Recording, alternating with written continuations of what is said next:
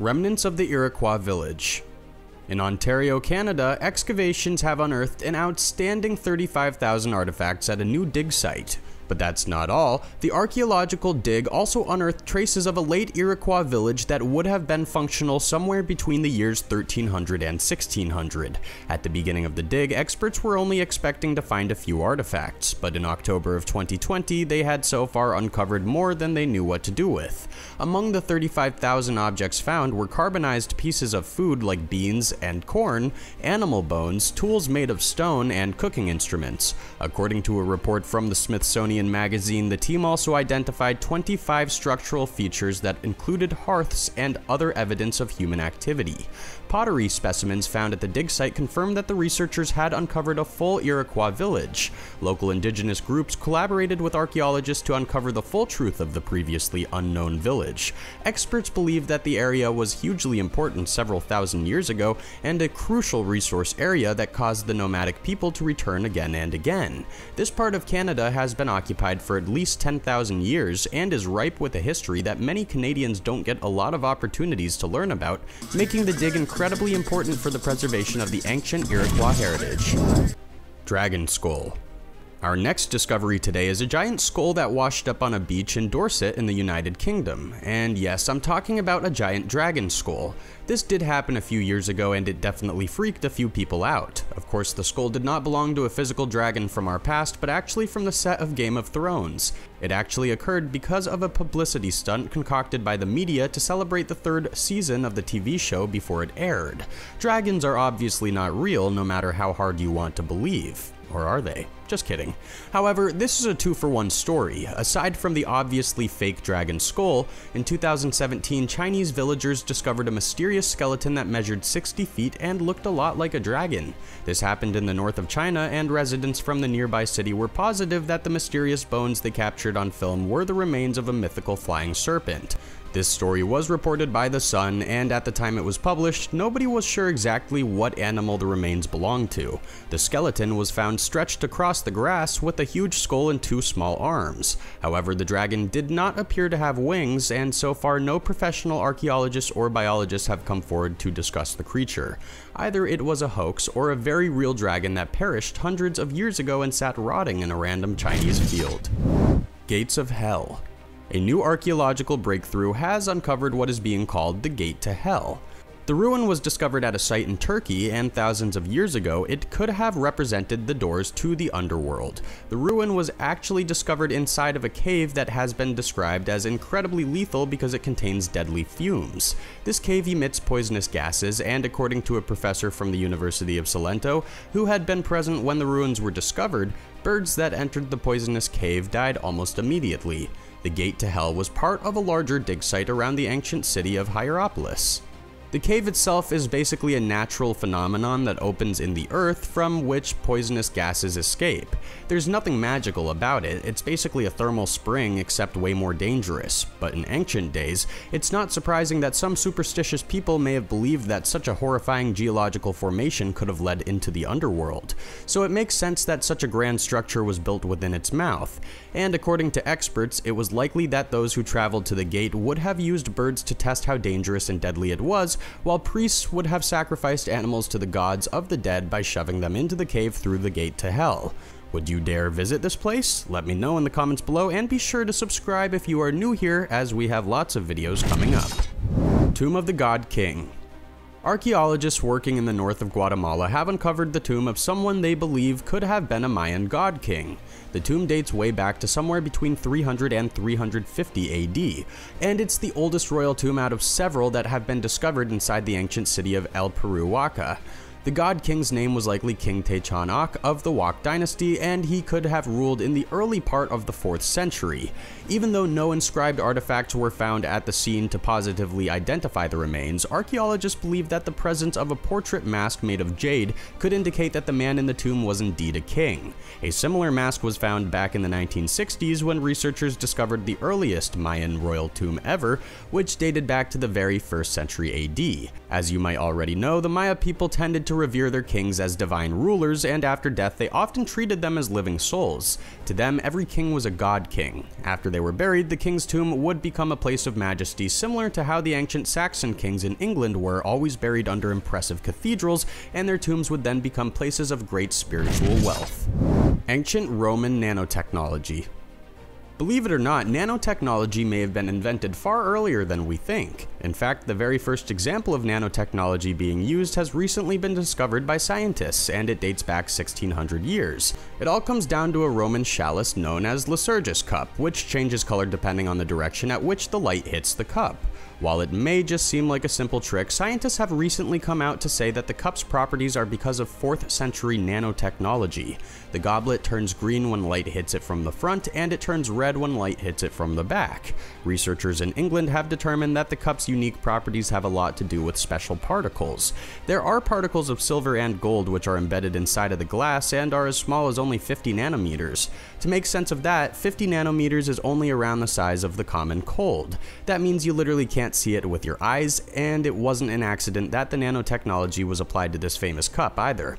The work done was so precise that it works on the level of electrons. When the light hits the cup, the electrons inside vibrate in a particular way to reflect light differently depending on the position of the person looking at the cup. I don't need to tell you that this is a pretty amazing use of science considering the time period.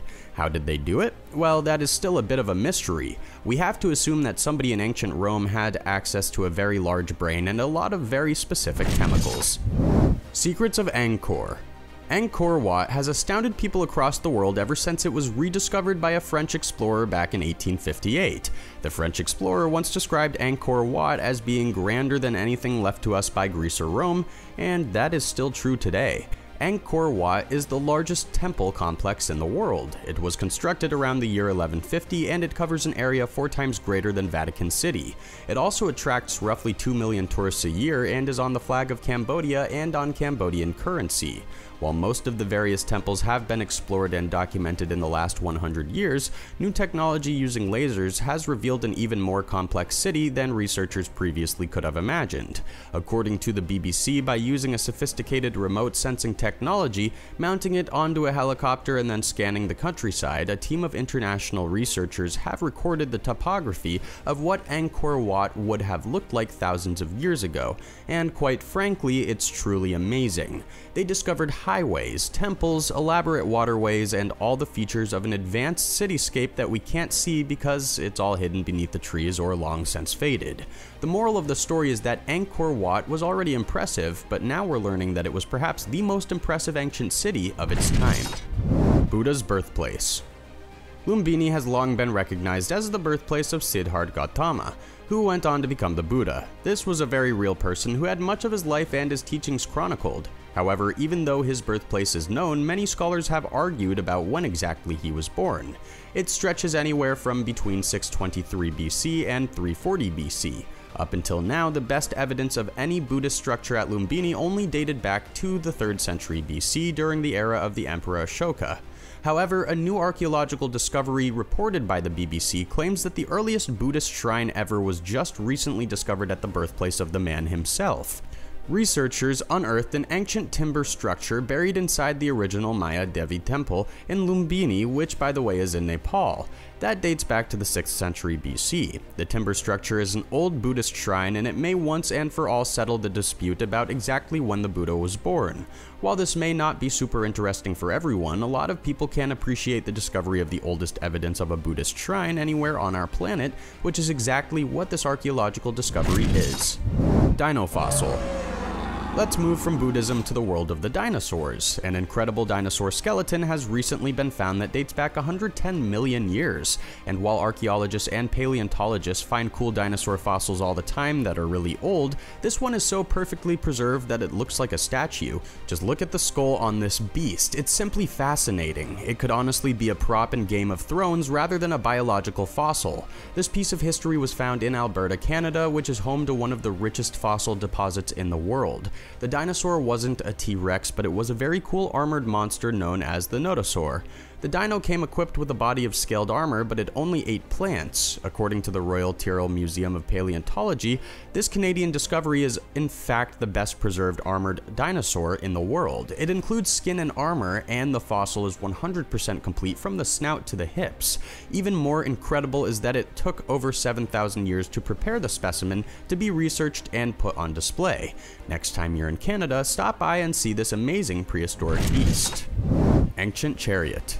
In the country of Bulgaria, archaeologists have found the amazing remains of a full Thracian carriage complete with 2 horses. Not only that, but they found the remains buried upright, meaning that the chariot was buried sitting on its wheels and the horses standing on their feet. The horses and carriage were both found inside of a Thracian tomb with a bunch of other great artifacts. The discovery was also made close to the same location where the exact same research team uncovered a ridiculous hoard of gold just the year before. And even though the area had been pillaged by looters trying to strike it rich, the chariot and horses were completely untouched. According to a professor from the National Archaeology Institute at the Bulgarian Academy of Sciences, this find is unique and unlike anything else ever uncovered in Bulgaria. Researchers think that the chariot and the horses were put inside of an elaborate resting place that required them to be lowered into it using harnesses after they were killed. If you were wondering who the Thracians were, they were a group of tribes who inhabited much of Central Europe back in the times of the Trojan War. Don't forget, the famous slave revolt leader Spartacus was actually a Thracian warrior. The Cursed Blackarcophagus. For our final entry, let's stay in the ancient world. A new Egyptian sarcophagus has begun to reveal its disturbing secrets. This sarcophagus is known as the Cursed Blackarcophagus, and it is probably the most horrifying thing you've ever seen come out of Egypt.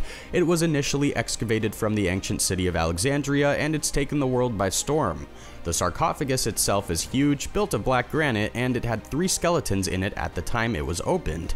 The tomb dates way back, somewhere between 305 and 30 BC in the Ptolemaic period, and it was said to have come with a curse. Luckily, none of the people involved in the opening of the sarcophagus have been eaten alive by scarabs, haunted by mummies with paranormal powers, or stricken by sudden disease, so the curse might have been a dud. However, the sarcophagus was so disturbing that there wasn't really much need for a curse in the end.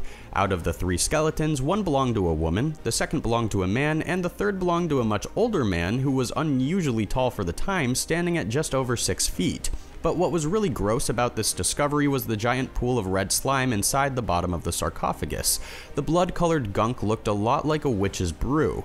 After the discovery was published, over 30,000 people signed a totally ridiculous online petition asking to drink the red liquid so that they could gain the powers of the mummy.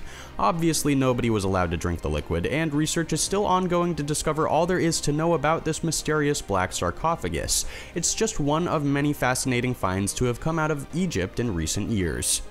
Which of these discoveries is the most intriguing? Let me know how you feel in the comments. As always, thank you so much for watching. If you haven't already, be sure to subscribe. See you again soon for another awesome video.